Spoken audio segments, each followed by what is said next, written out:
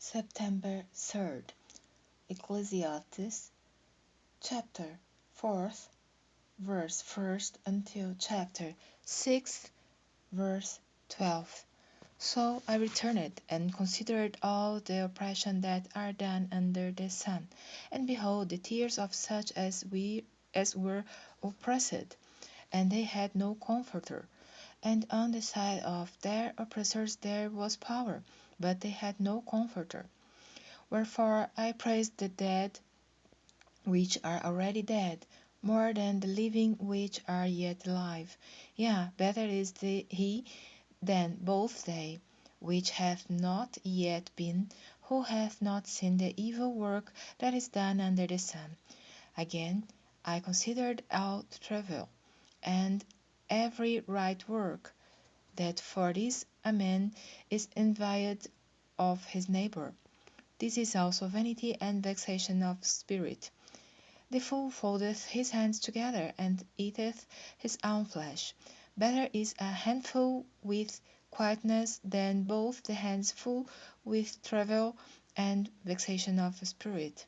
Then I returned, and I saw vanity under the sun. There is one alone, and there is not a second. Yea, he hath neither child nor brother, yet is there no end of all his labor. Neither is his eye satisfied with riches, neither saith he, For whom do I labor, and bereave my soul of good? This is also vanity, yea, it is a sore travail. Two are better than one, because they have a good reward for their labor. For if they fall, the one will lift up his fellow.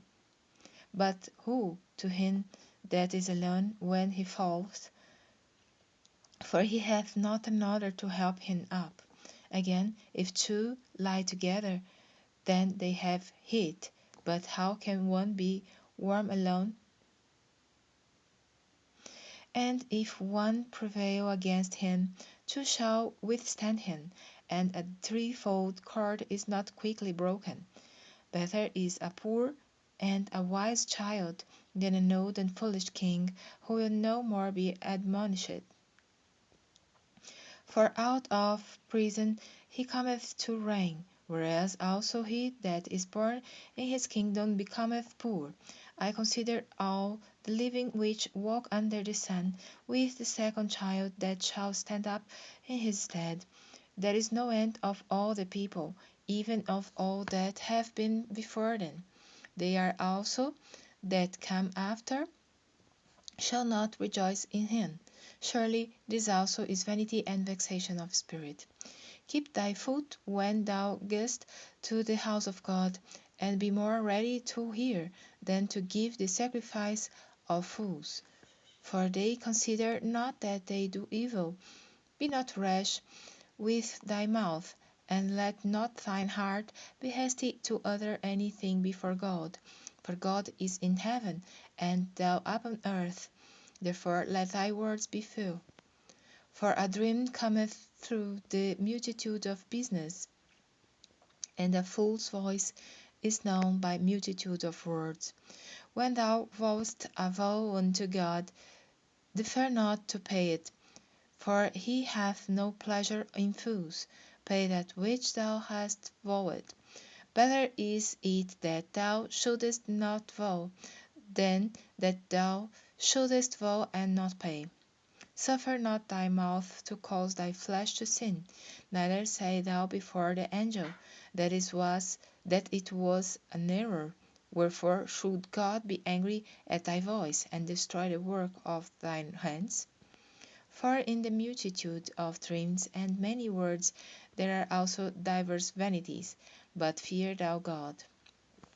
If thou seest the oppression of the poor, and violent perverting of judgment and justice in a province, marvel not at the matter, for he that is higher than the highest he guardeth, and there be higher than they.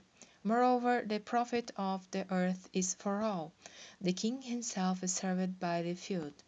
He that loveth silver shall not be satisfied with with silver, nor he that loveth abundance with increase. This is also vanity. When goods increase, they are increased that eat them. And what good is there to the owners thereof, saving the beholding of them which with their eyes? The sleep of a laboring man is sweet, whether they eat little or much, but the abundance of the rich will not suffer him to sleep. There is a sore evil which I have seen under the sun, namely, riches kept for the owners be therefore to their hurt, but those riches perished by evil travel. And he begetteth a son, and there is nothing in his hand. As he came forth of his mother's womb, naked shall he return to go as he came, and shall take nothing of his labor, which he may carry away in his hand.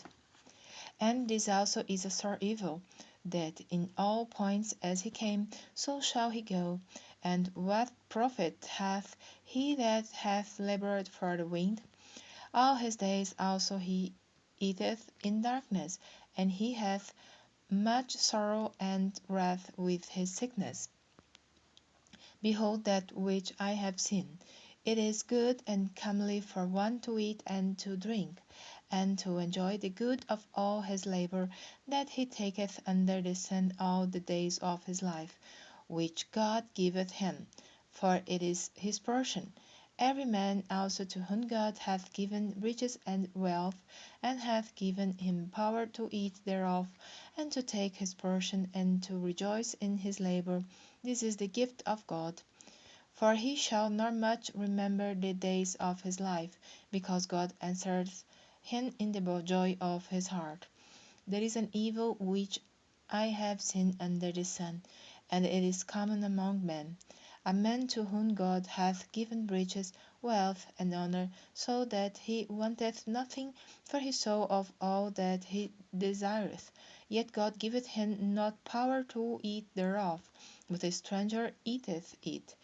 This is vanity, and it is an evil disease.